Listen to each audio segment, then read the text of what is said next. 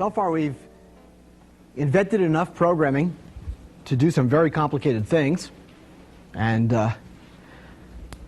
you've surely learned a lot about programming at this point. You've learned almost all the most important tricks that usually don't get taught to people until they have a lot of experience. For example, data-directed programming is a major trick. And yesterday you also saw an interpreted language. We did this all in a computer language at this point where there was no assignment statement. And presumably, for those of you who've seen your BASIC or Pascal or whatever, that's usually considered the most important thing. Well, today we're going to do something horrible. We're going to add an assignment statement. And since we can do all these wonderful things without it, why should we add it? An important thing to understand is that today we're going to, first of all, have a rule which is going to always be obeyed, which is the only reason we ever add a feature to our language is because there's a good reason.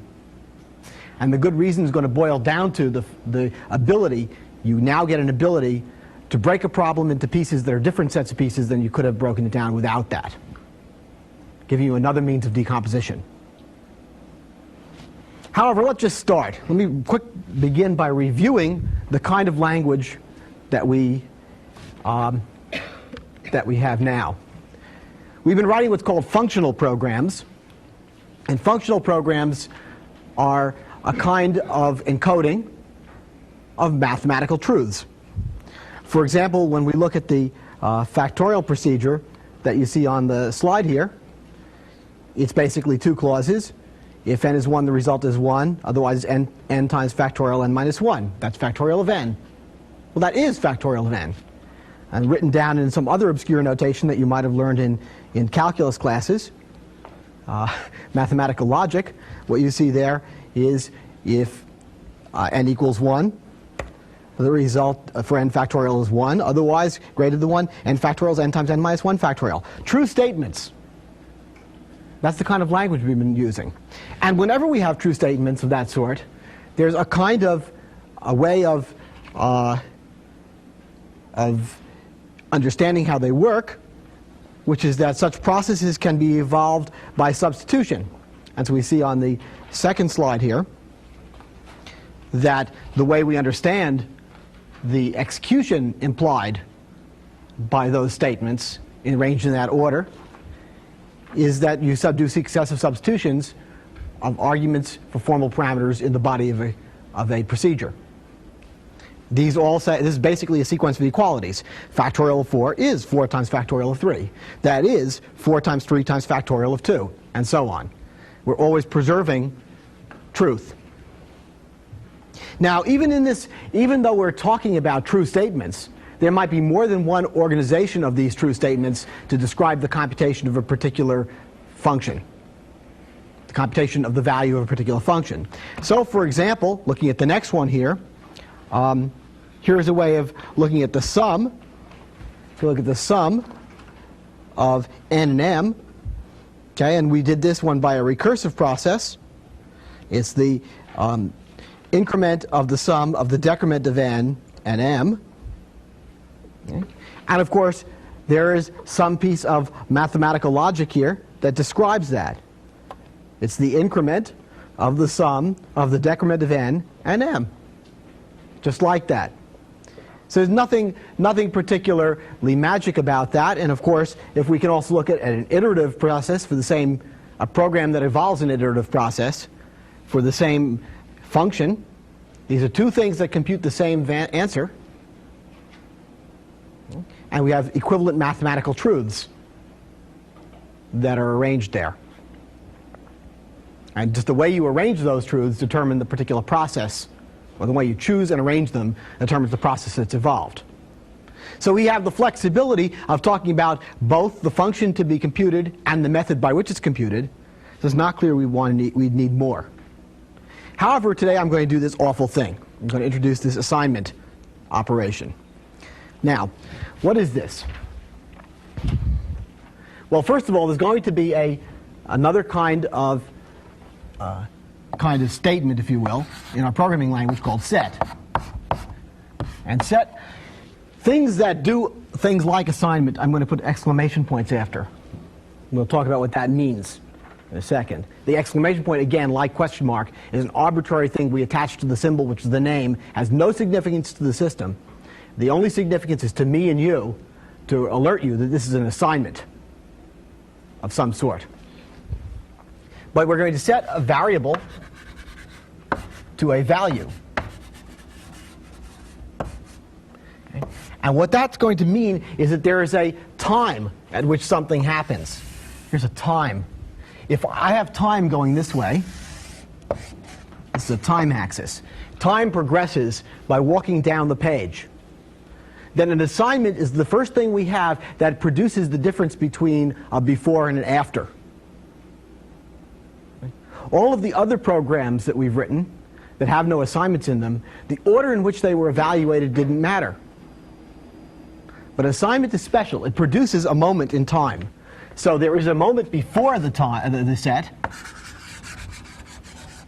occurs, and after,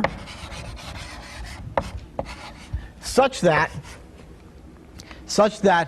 after this moment in time, the variable has the value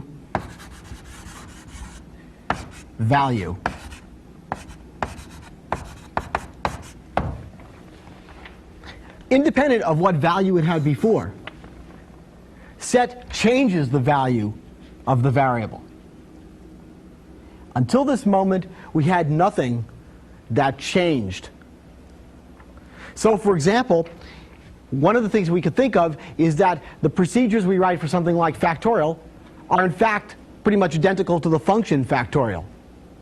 Factorial of 4, if I write FACT4, independent of what context it's in, and independent of how many times I write it, I always get the same answer. It's always 24. It's a unique map from the argument to the answer. And all the programs we've written so far are like that. However, once I have assignment, that isn't true. So, for example, if I were to define count to be 1, and then I'm going to define also a procedure, a simple procedure called demo, which takes an argument x and does the following operations. It first sets x to x plus 1. My gosh, this looks just like Fortran, right? In a funny syntax. And then add to x count. Oh, I just made a mistake. I want to say set count to 1 plus count, which is this thing defined here. And set plus x count. Then I can try this procedure. Let's run it. So, suppose I get a prompt, and I say demo of 3. Well, what happens here? The first thing that happens is count is currently 1. Currently, there's a time. I'm talking about time. X gets 3. At this moment, I say, oh yes, count is incremented, so count is 2. 2 plus 3 is 5. So the answer I get out is 5. Then I say demo of, say, 3 again. Okay, and what do I get? Well, now count is 2. It's not 1 anymore because I've incremented it. But now I go through this process. 3 goes into x. Count becomes 1 plus count, so that's 3 now. The sum of those two is 6, so the answer is 6. And what we see is the same expression leads to 2 different answers depending upon time. So demo is not a function. It does not compute a mathematical function. In fact, you could also see why now, of course, this is the first place where the substitution model isn't going to work. This kills the substitution model dead. You know, with quotation, there were some little problems that a philosopher might notice. okay, with the substitutions, because you have to worry about what deductions you can make when you substitute into quotes, if you're allowed to do that at all. But here the substitution model is dead. Can't do anything at all. Because supposing I wanted to use a substitution model to consider substituting for count. Okay? Well, by gosh, if I substitute for here and here, okay, they're different ones. It's not the same count anymore. I get the wrong answer. A substitution model is a static phenomenon. It describes things that are true, and not things that change. Here we have truths that change. Okay, well, before I give you any understanding of this is very bad. Now we've lost our model of computation. And pretty soon I'm going to have to build you a new model of computation. But let's play with this just now in an informal sense. Of course, what you already see is that when I have something like assignment, the model that we're going to need is different from the model that we had before, in that the variables, those symbols like count or x, are no longer going to refer to the values they have, but rather to some sort of place where the value is stored. We're going to have to think that way for a while. It's going to be a very bad thing and cause a lot of trouble. Okay, so as I said, the very fact that we're inventing this bad thing means that there had better be a good reason for it. Otherwise, it's just a waste of time and a lot of effort. Let's just look at some of it, though, just to play. Supposing we write down the functional version, functional meaning in the old style, okay, of factorial by an iterative process.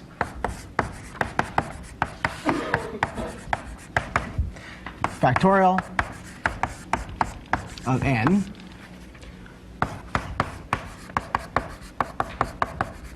I'm going to iterate of m and I, which says if I is greater than n, then the result is m. Otherwise, it's the result of iterating the product of I and m. So m is going to be the product that I'm accumulating. M is the product. Okay? And the count I'm going to increase by 1. Plus iter else con define. I'm going to start this up. And these days you should have no trouble reading something like this. What I have here is a product being accumulated and a counter. Okay, I start them up both at 1. I'm going to buzz the counter up. I goes to I plus 1 every time around. But that's only where I'm putting a time on the process. Each of this is just to have truths, true rules. Okay. And m is going to get a new values of I and m, I times m each time around. And eventually I is going to be bigger than n, in which case the answer is going to be m. Now I, speaking to you, use time in this. That's just because I know how the computer works. But I didn't have to. This could be a purely mathematical description at this point, because substitution will work for this. But let's write down a similar sort of program using the same algorithm, but with assignments. So this is called a functional version.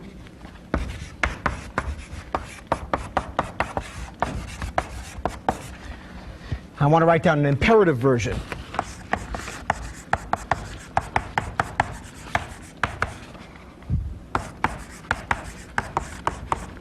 Factorial of n. I'm going to create my two variables. Let I initialize itself to 1 and m be initialized to 1, similar. We'll create a loop.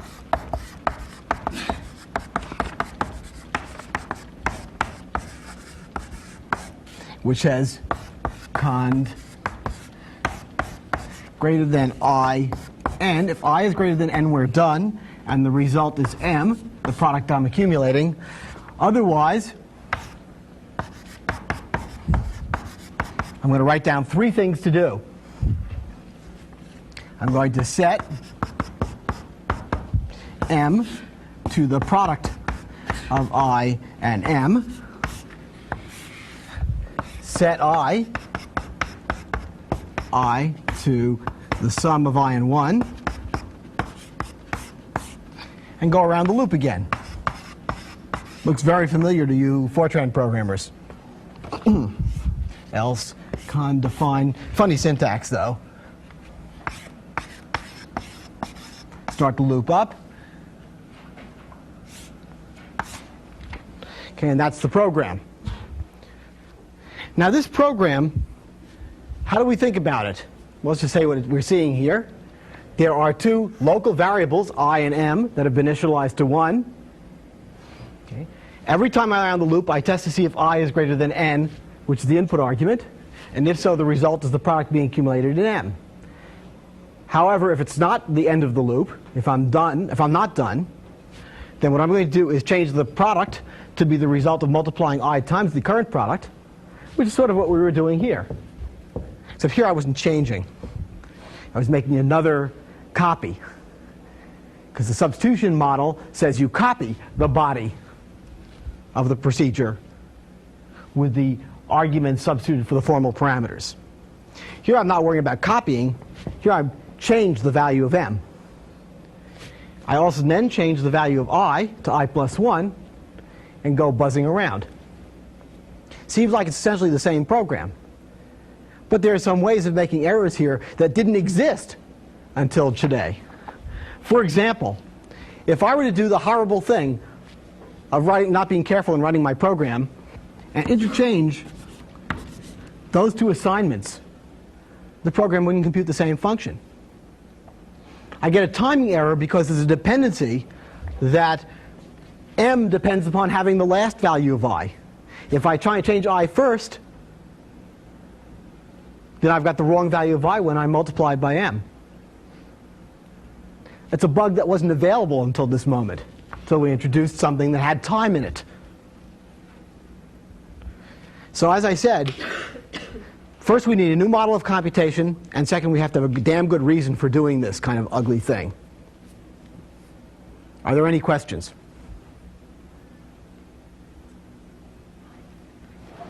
Speak loudly. David? Okay. I'm confused about, we've introduced set now, but we had let before and define before. I'm confused about the difference between the three. Wouldn't define work in the same situation as set if you introduced it? No, define is intended for setting something once the first time, for making it. Okay? In other words, you have never seen me write on a blackboard, okay, two defines in a row whose intention was to change the old value of some variable to a new one. And is that by convention or? No, it's intention. Okay? The answer is that, for example, internal to a procedure, two defines in a row are illegal. Two defines in a row of the same variable. Okay? Executing the same define twice. Whether or not a system catches that error is a different question. But I legislate to you that define happens once on anything. Now, indeed, in interactive debugging, we intend that you interacting with your computer will redefine things. And so there's a special exception made for interactive debugging. But define is intended to mean set up something, okay, which will be forever that value after that point. Okay? It's as if all the defines were done at the beginning. In fact, the only legal place to put a define in scheme internal to a procedure is just at the beginning of a Lambda expression, okay, which is the beginning of the body of a procedure. Now, okay. Now let of course does nothing like either of that. I mean, if you look at what's happening with a let, this happens again exactly once. It sets up a context where I and M have values 1 and 1. That context exists throughout this scope, this region of the program. Okay. However, you don't think of that let as creating as setting I again. It doesn't change it. I never changes because of the let. gets created because of the let. In fact, the let is a very simple idea. Let does nothing more. Let a variable 1 to have value 1. Let me write this down a little bit more neatly.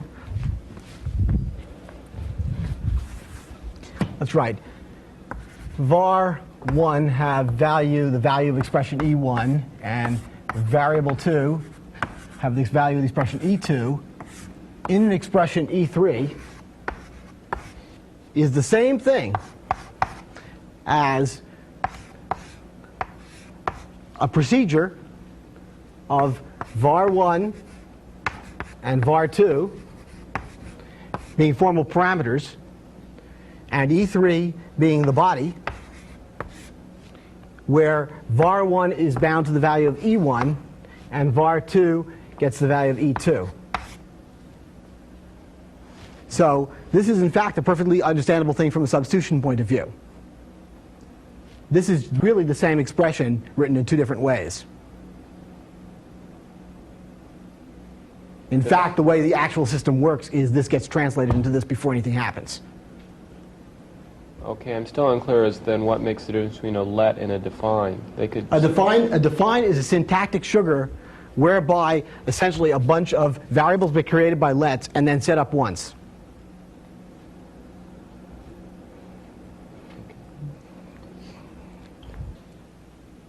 Okay, time for the first break, I think. Thank you. Let me get this. 7. How long was that?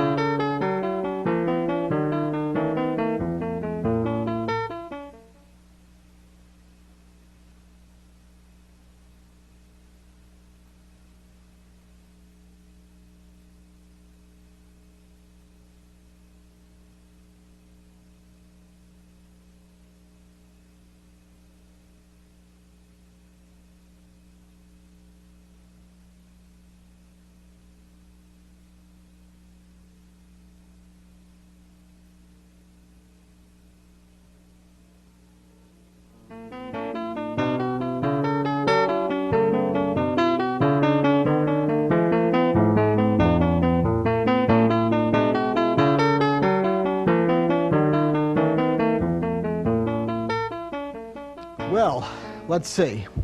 I now have to rebuild the model of computation so you understand how some such mechanical mechanism could work that can do what we've just talked about.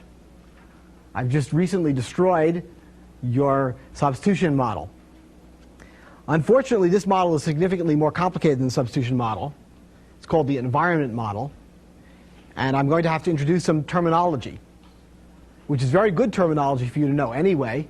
It's about names, and we're going to give names to the kinds of names things have and the ways names are used. Okay, so this is a meta description, if you will. Anyway, there's a pile of unfortunate terminology here, but we're going to need this to understand what's called the environment model. So we're about to do a little bit of boring dog work here. Let's look at the first transparency. And we see a description of a word called bound. Okay. And we're going to say that a variable v is bound in an expression E if the meaning of E is unchanged by the uniform replacement of a variable w not occurring in E for every occurrence of v in E. Now, that's a long sentence. Okay, so I think I'm going to have to say a little bit about that before we even fool around at all here. Bound variables we're talking about here.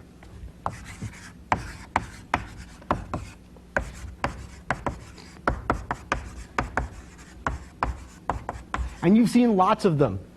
You may not know it, you've seen lots of them, although I suppose in your logic you saw logical variables like for every x there exists a y such that p is true of x and y from your calculus class. Okay. This variable x and this variable y are bound because the meaning of this expression does not depend upon the particular letters I use to describe x and y. If I were to change w for x, so it said for every w there exists a y such that p is true of w and y, it would be the same sentence. That's what it means. Or another case of this that you've seen is integral, say, from 0 to 1 of dx over 1 plus x squared. Okay? Well, that's something you see all the time, and this x is a bound variable. If I change that to a t, the expression is still the same thing. This is a quarter of the arctan of 1 or something like that. That's, yes, arctan of 1. So bound variables are actually fairly common for those of you who've played a bit with mathematics. Well, let's go into the programming world. Instead of the quantifier being something like for every, or there exists, or integral, a quantifier is a symbol that binds a variable. And we're going to use the quantifier lambda as being the essential thing that binds variables. And so we have some nice examples here, like that procedure of one argument y, which does the following thing. It calls the procedure of one argument x, which multiplies x by y, and applies that to 3. That procedure has the property that there are two bound variables in it, x and y. This quantifier, lambda here, binds this y, and this quantifier, lambda, binds that x. Because if I were to take an arbitrary symbol that does not occur in this expression, like w, and replace all y's with w's in this expression, the expression is still the same procedure. And this is an important idea. The reason why we have such things like that is a kind of modularity. If two people are writing programs, it should be, and they work together, it shouldn't matter what names they use internal to their own little machines that they're building. Okay? And so what I'm really telling you there is that, for example, this is equivalent to that procedure of one argument y, which uses that procedure of one argument z, which multiplies z by y, because nobody cares what I used in here. Okay? It's a nice example. On the other hand, I have some variables that are not bound. An example. That procedure of one argument x, which multiplies x by y. In this case, y is not bound.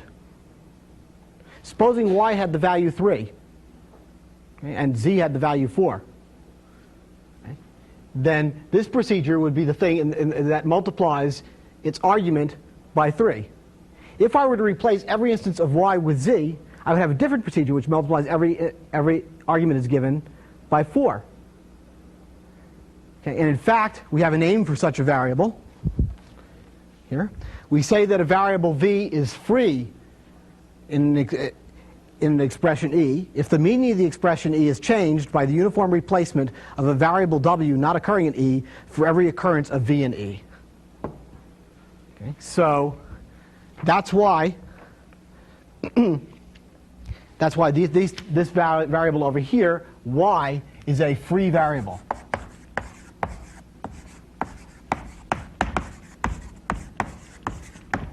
And so, free variable in this expression. And other examples of that is that procedure of one argument y, which is just what we had before, which uses that procedure of one argument x that multiplies x by y, use that on 3. This procedure has a free variable in it, which is asterisk. See, because if that has the normal meaning of multiplication, then if I were to replace uniformly all asterisks with pluses, then the meaning of this expression would change. That's what you mean by a free variable. So far you've learned some logician words which describe the way names are used. Now we have to do a little bit more playing around here. A little bit more. I want to tell you about the regions over which variables are defined. You see, we've been very informal about this up till now. And of course, many of you have probably understood very clearly, or most of you, that the x that's being declared here is defined only in here. Okay? This x is defined only in here, and this y is defined only in here. Well, we have a name for such an idea. It's called a scope. And let me give you another piece of terminology. It's a long story. If x is a bound variable in E, then there is a lambda expression where it is bound. So the only way you could get a bound variable ultimately is by a lambda expression. Now you may worry, there's defined quite this, an exception to this, and it turns out we can always arrange things so you don't need any defines. And we'll see that in a while. It's a very magical thing. Okay, so define really can go away. Okay, the really only thing that makes names is lambda. That's its job. And what's so amazing about a lot of things is that you can compute with only lambda. But in any case, okay, a lambda expression has a place where it declares a variable. We call that the formal parameter list. And we say, or the bound variable list. We say that the lambda expression binds, so it's a verb, binds the variables declared in its bound variable list. And in addition, those parts of the expression where the variable is defined, which was declared by some declaration, is called the scope of that variable. So these are scopes. This is the scope of y. And this is the scope of x. That sort of thing.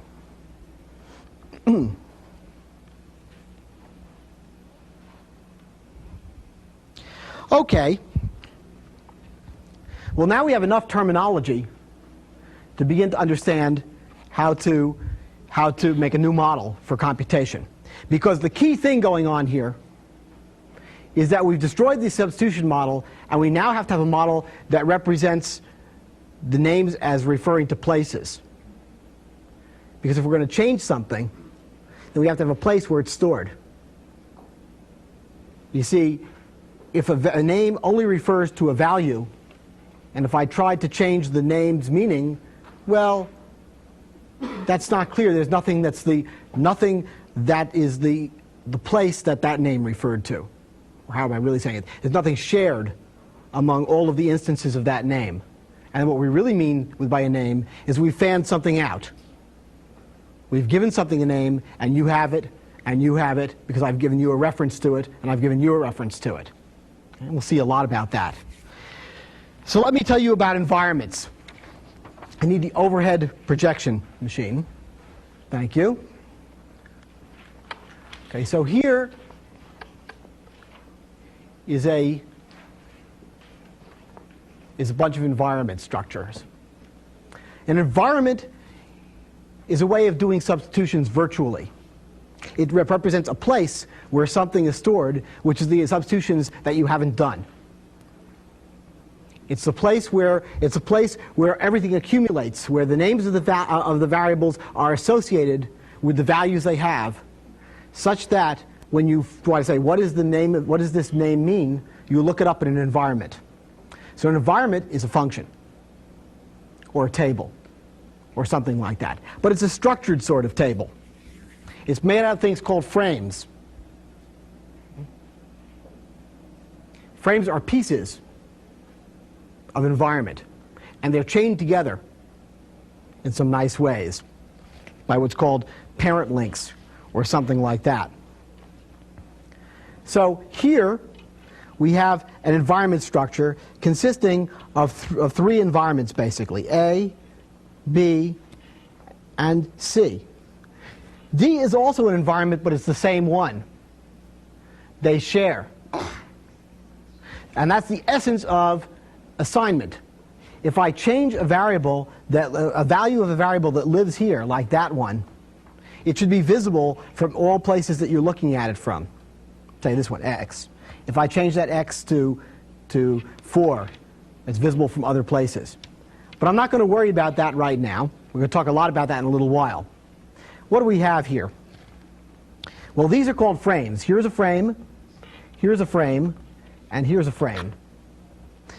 A is an environment which consists of the table labeled, which is frame 2, followed by the table labeled frame 1. And in this environment, in say this environment, frame 2, x and y are bound. They have values. In frame 1. In frame 2, z is bound, and x is bound, and y is bound. But the value of x that we see looking from this point of view is this x. Its x is 7, rather than this one, which is 3. We say that this x shadows this x. Okay?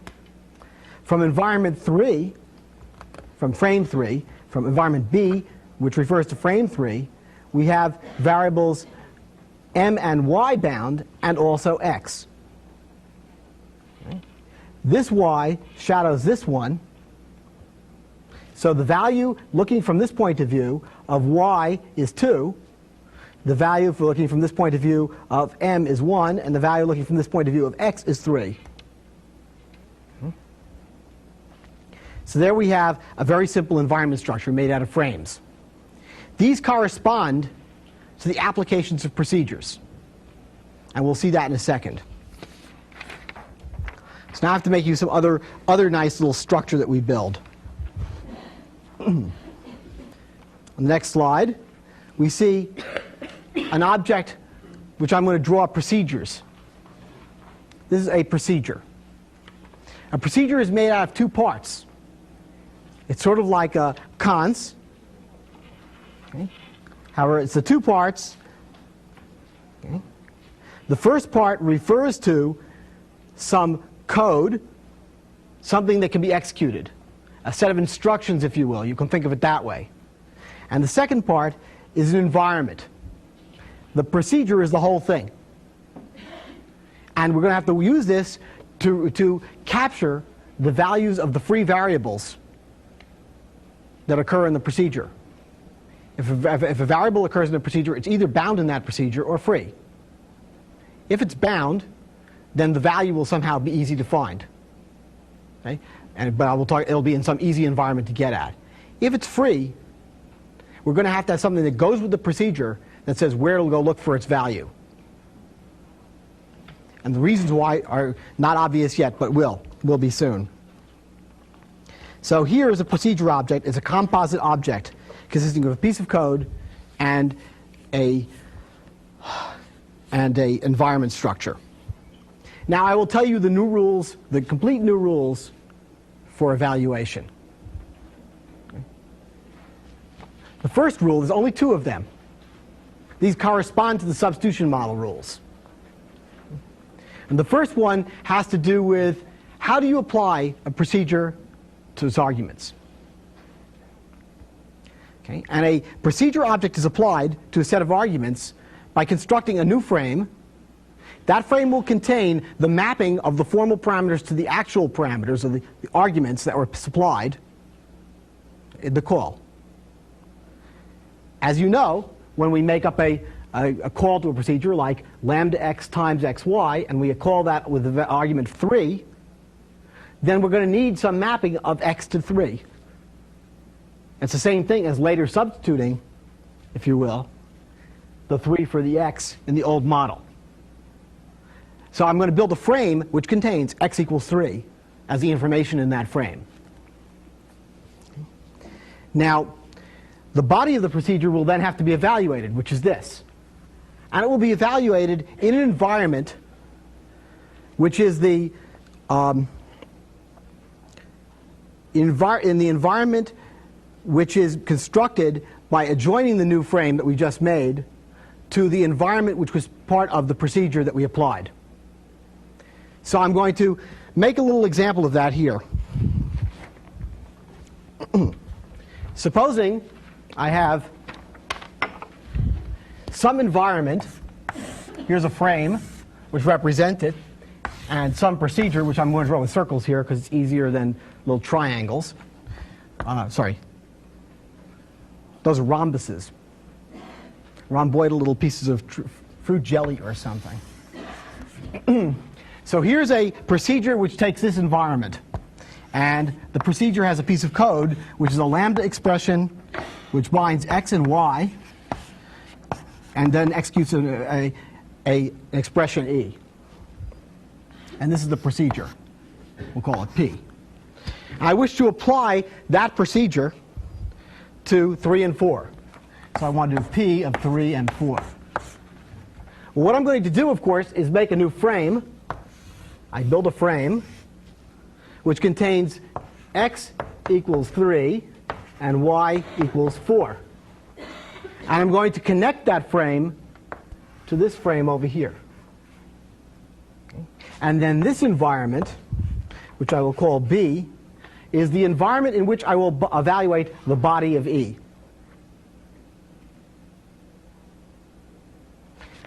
Now, E may contain references to x and y and other things. X and y will have values right here. Other things will have their values here. How do we get this frame? That we do by the construction of procedures, which is the other rule. And I think that's the next slide. Rule 2. When a lambda expression is evaluated relative to a particular environment, see, the way I get a procedure is by evaluating a lambda expression. Here's a lambda expression. By evaluating it, I get a procedure which I can apply to 3. Now, this lambda expression is evaluated in an environment where y is defined. And I want the body of this, which contains a free version of y. Y is free in here. It's bound over the whole thing, but it's free over here. I want that y to be this one. I evaluate this body of this procedure in the environment where y was created. That's this kind of thing, because that was done by an application. Now, if I ever want to look up the value of y, I have to know where it is. Therefore, this procedure, when it was created, the creation of the procedure, which is the result of evaluating that lambda expression, had better capture a pointer or remember the frame in which y was bound. Okay, so that's what this rule is telling us. So, for example, if I happen to be evaluating a lambda expression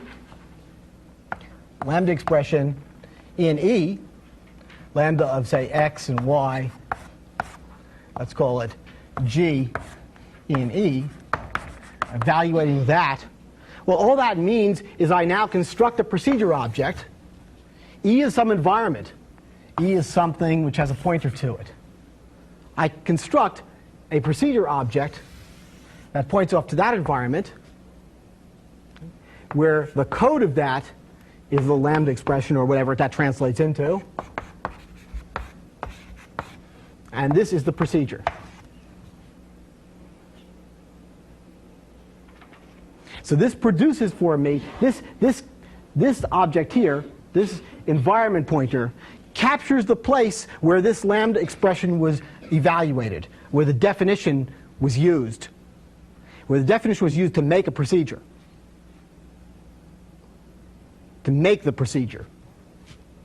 So it picks up the environment from the place where that procedure was defined, stores it in the procedure itself, and then when the procedure is used, the environment where it was defined is extended with the new frame. So this gives us a locus for putting where a variable has a value. And for example, if there are lots of guys pointing at that environment, then they share that place. And we'll see more of that shortly. Well, now you have a new model for understanding the execution of programs. I suppose I'll take questions now and then we'll go on and use that for something. Is it right to say then the environment is that linked chain of frames? That's right. Starting with working all the way back? Yes. The environment is a sequence of frames linked together, and the way I like to think about it is the pointer to the first one. Because it's, once you've got that, you've got them all.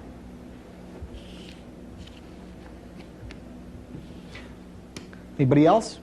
Is it possible to evaluate a procedure or to define a procedure in two different environments such that it will behave differently and have pointers to both? Oh, yes. The same? Oh, the same procedure is not going to have two different environments.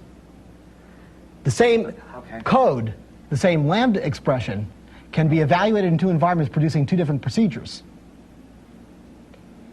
Each procedure... Their definition has the same name, their operation. The definition is written the same with the same characters. I can evaluate that set of characters, whatever, or that list structure that defines, that is the textual representation. Okay? I can evaluate that in two different environments producing two different procedures. Each of those procedures has its own local sets of variables, and we'll see that right now. Okay? Anybody else?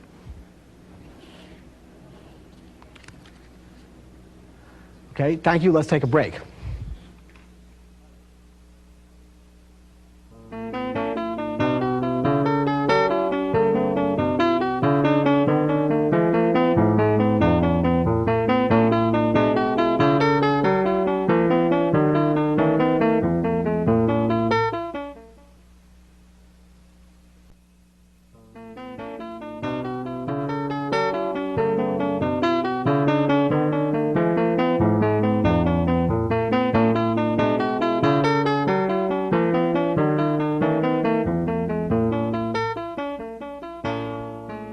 Well, now I've done this terrible thing to you.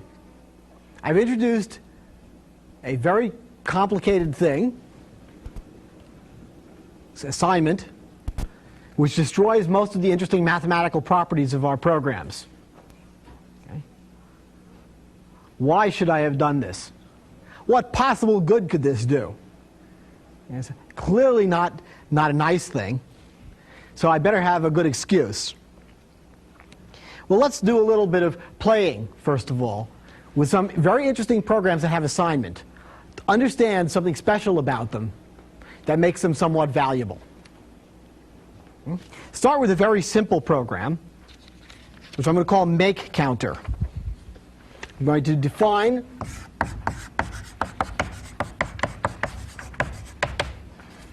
make counter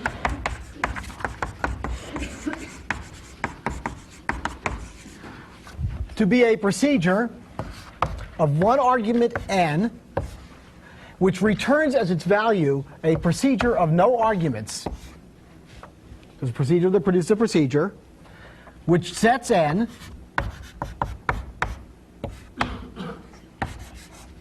to the increment of n,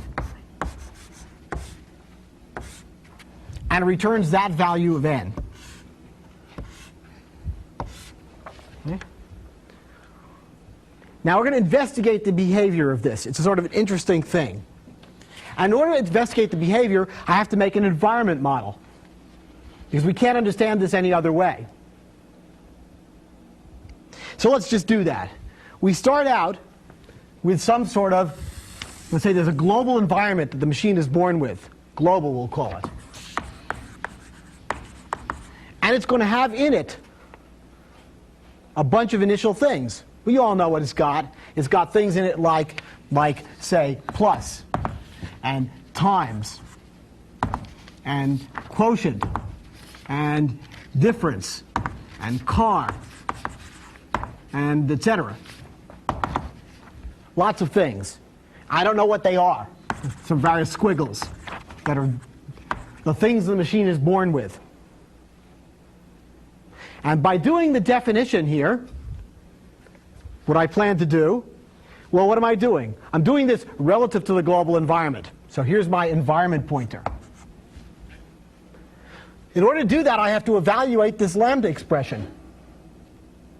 That means I make a procedure object. So I'm going to make a procedure object here. And the procedure object has, as the place it's defined, the global environment. The procedure object contains some code that represents a procedure of one argument n, which returns a procedure of no arguments, which does something. And the define is a way of changing this environment so that I now add to it make counter.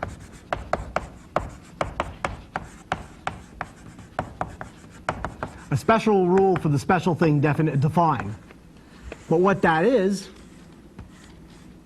it gives me that pointer to that procedure. So now the global environment contains make counter as well. Now, we're going to do some operations. I'm going to use this to make some counters. We'll see what a counter is. So let's define C1 to be a counter beginning at 0.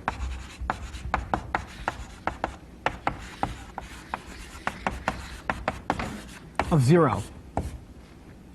Well, we know how to do this now, according to the model. I have to evaluate the expression make counter in the global environment. Make counter of 0. Well, I look up make counter and see that it's a procedure. Okay? I'm going to have to apply that procedure. The way I apply the procedure is by constructing a frame. Right? So I construct a frame which has a value for n in it, which is 0. And the parent environment is the one which is the environment of definition of make counter. Okay? So I've made an environment by applying make counter to 0. Now I have to evaluate the body of make counter, which is this lambda expression, in that environment. Well, evaluating this body is a lambda expression. Evaluating a lambda expression means make a procedure object. So I'm going to make a procedure object.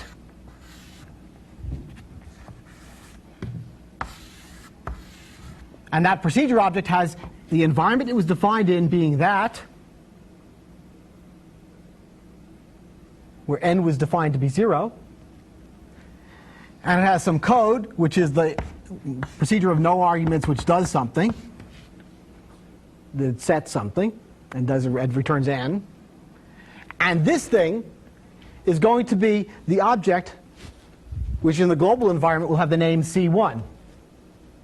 So we construct a name here, C1, and say that equals that. Now if I also make another counter,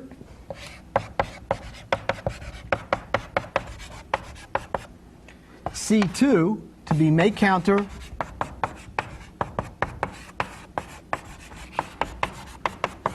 say starting with 10, then I do essentially the same thing. I apply the make counter procedure, which I got from here, to make another frame with n being 10. Okay, that frame has the global environment as its parent. I then construct a procedure which has that as its frame of definition, which is the code of it is the procedure of no arguments, which does something, which does a set, and so on, and n comes out. Okay? And C2 is this. Well, you're already beginning to see something fairly interesting. There are two n's here. There's not one n. Each time I called make counter, I made another instance of n. These are distinct and separate from each other. Now let's do some execution, use those counters. I'm going to use those counters. Well, what happens if I say C1 at this point? Well, I go over here and I say, oh yes, C1 is a procedure. I'm going to call this procedure on no arguments, but it has no parameters. That's right. What's its body? We'll have to look over here because I didn't write it down. It said, set n to 1 plus n and return n. Okay, increment n. Well, the n it sees is this one. So I increment that n. That becomes 1. And I return the value 1. Okay? Supposing I then call C2. Well, what do? I see C2 is this procedure which does the same thing, but here's the n. It becomes 11. And so I have an 11, which is the value. I then can say, let's try C1 again. C1 is this. That's 2. So the answer is 2. And C2 gives me a 12 by the same method. By walking down here, looking at that, and saying, here's the n I'm incrementing. So what I have are computational objects. There are 2 counters, each with its own independent local state. Now let's talk about this a little. This is a strange thing. What's an object? It's not at all obvious what an object is. We like to think about objects because it's economical to think that way. It's in an intellectual economy. I am an object. You are an object. We are not the same object. I can divide the world into 2 parts, me and you, and then there's other things as well, such that most of the things I might want to discuss about my workings do not involve you, and most of the things I want to discuss about your workings don't involve me. I have a blood pressure, a temperature, a respiration rate, a certain amount of sugar in my blood, and numerous thousands of state variables, millions actually, or I don't know how many, huge numbers of state variables in the physical sense, which represent me, the state of me as a particle. Okay? And you have gazillions of them as well. And most of mine are uncoupled to most of yours.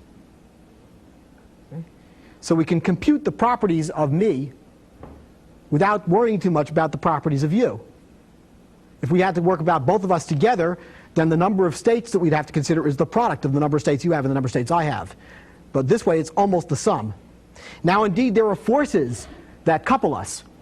I'm talking to you and your state changes. I'm looking at you and my state changes. Some of my state variables, a very few of them, therefore, are coupled to yours. If you were to suddenly yell very loud, my blood pressure would go up. Okay? Say. However, and it may not be always appropriate to think about the world as being made out of independent states and independent particles. Lots of the bugs that occur in things like quantum mechanics, or the bugs in our minds that occur when we think about things like quantum mechanics, are due to the fact that we're trying to think about things being broken up into independent pieces, when in fact there's more coupling than we see on the surface, or that we want to believe in, because we want to compute efficiently and effectively. We've been trained to think that way.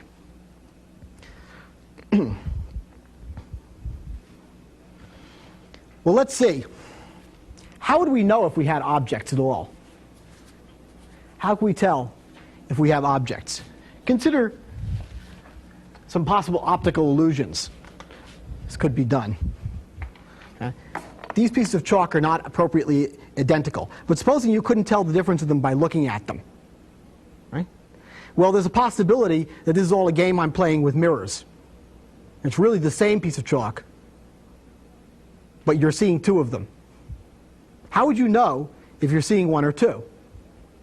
Well, there's only one way I know. You grab one of them and change it and see if the other one changed. And it didn't. So there's two of them. Okay? On the other hand, there's some other screwy properties of things like that. Like, how do we know if something changed? Well, we have to look at it before and after the change. The change is an assignment. It's a moment in time.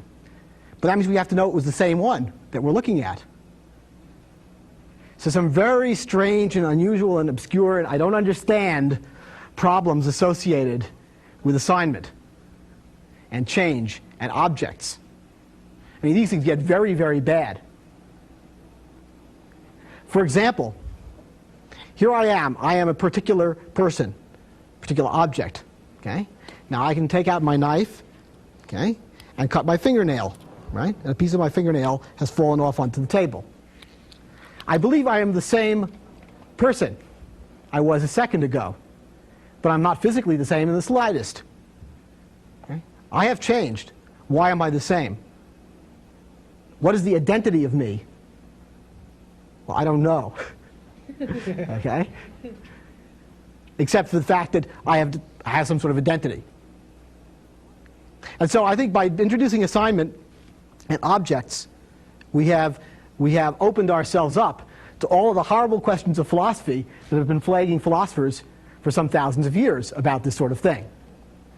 It's why mathematics is a lot cleaner. Let's look at the best things I know to say about actions and identity. We say that an action A had an effect on an object X, or equivalently, that X was changed by A if some property P which was true of X before A became false of X after A. That's a test. But it still means I have to have the X before and after. Or the other way of saying this is we say that two objects X and Y are the same if any action which has an effect on X has the same effect on Y.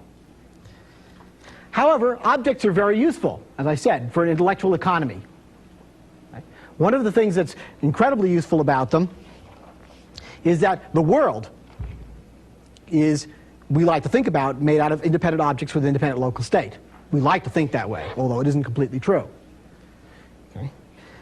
When we want to make very complicated programs that deal with such a world, if we want those programs to be understandable by us, and also to be changeable, so that if we change the world, we change the program only a little bit, then we want there to be connections, isomorphism, between the objects in the world and the objects in our mental model. The modularity of the world can give us a modularity in our programming. So we invent things called object-oriented programming and things like that to provide us with that idea, to provide us with that power. But it's even easier. Let's play a little game. I want to play a little game showing you an even easier example of where modularity can be enhanced by using an assignment statement judiciously.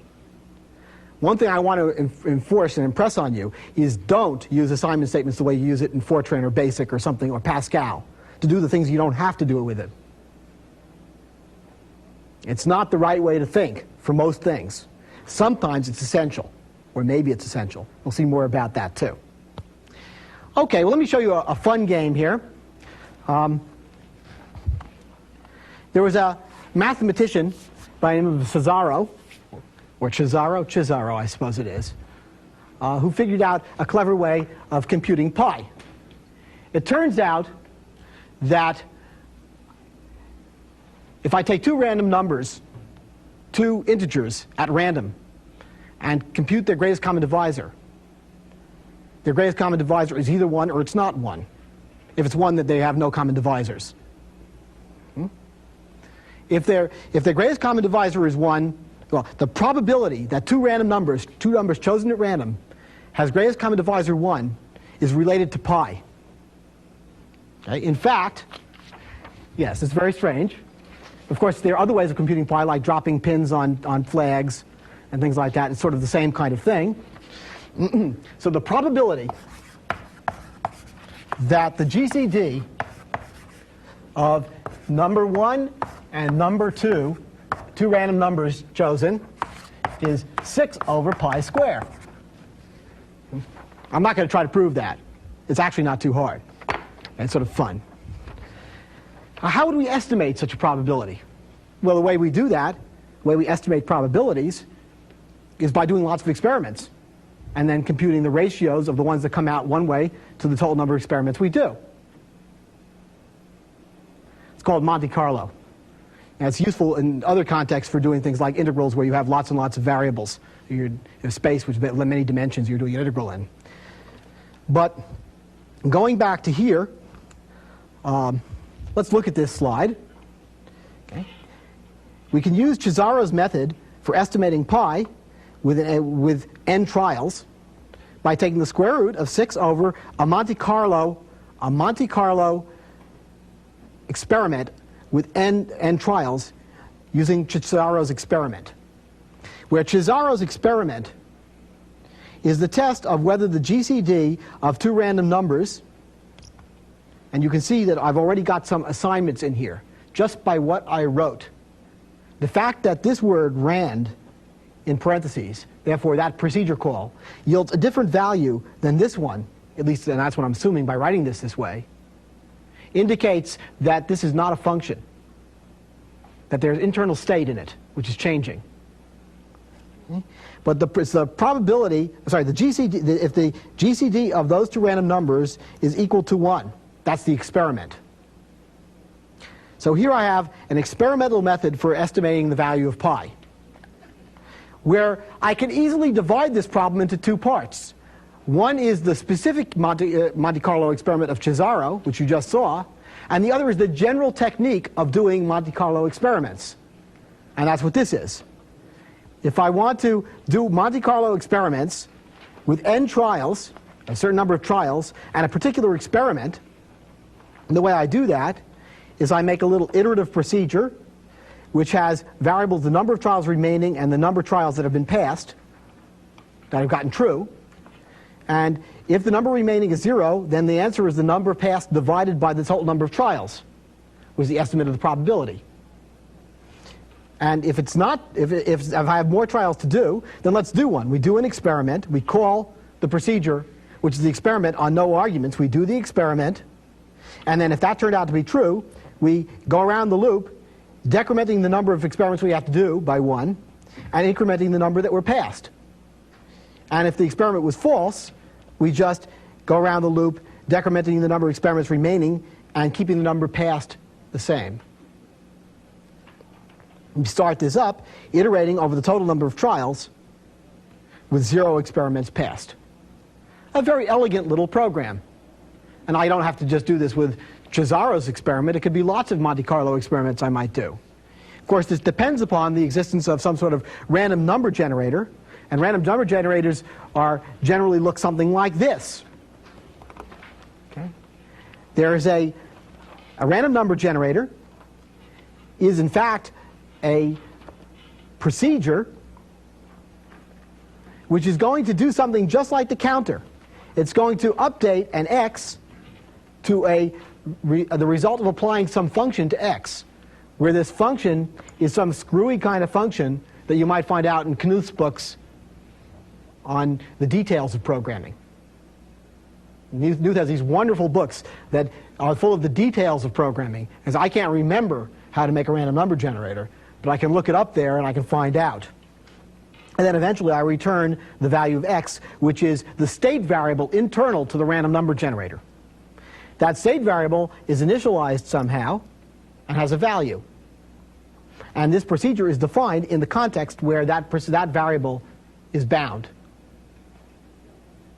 So this is a hidden piece of local state that you see here, and this procedure is defined in that context. Now that's a very simple thing to do. That's very nice. Supposing I didn't want to use assignments. Supposing I wanted to write this program without assignments. What problems would I have? Well, let's see. I'd like to use the overhead machine here. Thank you. Well, first of all, let's look at the whole thing. It's a big story, right? Unfortunately, which tells you there's something wrong. Okay? It's at least that big. And it's monolithic. I mean, you don't have to understand or look at the text there right now to see that it's monolithic. There isn't a thing which is Cesaro's experiment. It's not pulled out from the Monte Carlo process. It's not separated. Let's look why. Remember, the constraint here is that every procedure return the same value for the same arguments. Every procedure represents a function. Okay? That's a different kind of constraint, is when I have assignments, I can change some internal state variable. So let's see how that causes things to go wrong. Well, let's start at the beginning. The estimate of pi, it looks sort of the same. Okay, what I'm doing is I take the square root of 6 over the random GCD test applied to n, whereas that's what this is. But here we're beginning to see something funny. The random GCD test of a certain number of trials is just like we had before, an iteration on the number of trials remaining, the number of trials that have been passed, okay, and another variable x. What's that x? That x is the state of the random number generator. Okay? And it is now going to be used here. The same random update function that I have over here is the one I would have used in the random number generator if I were building it the other way, the one I get out of Knuth's books. Okay? X is going to get transformed into x1. I need two random numbers. And x1 is going to get transformed into x2. I have two random numbers. I then have to do exactly what I did before. I take the GCD of x1 and x2. If that's 1, then I go around the loop with x2 being the next value of x.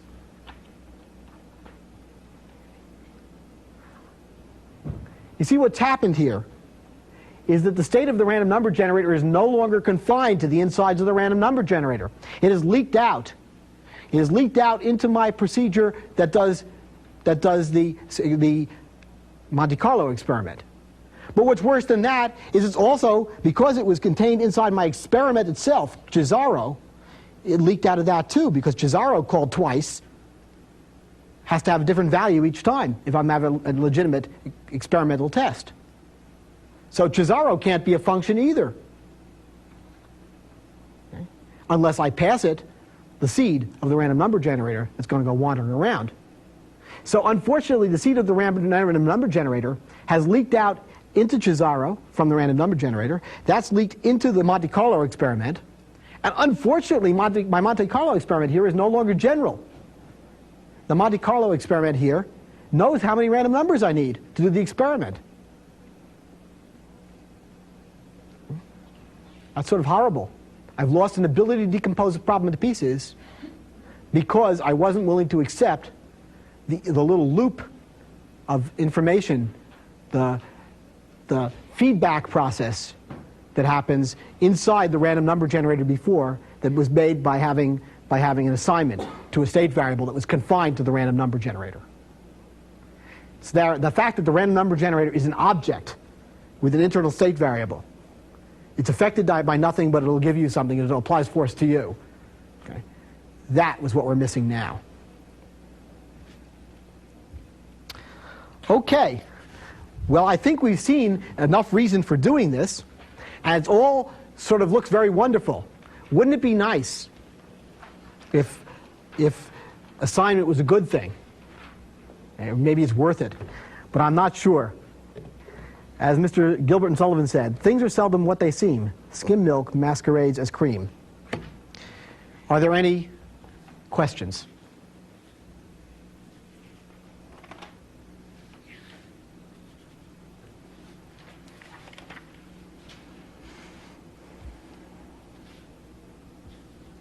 Are there any philosophers here? Anybody want to argue about objects? You're just floored, right?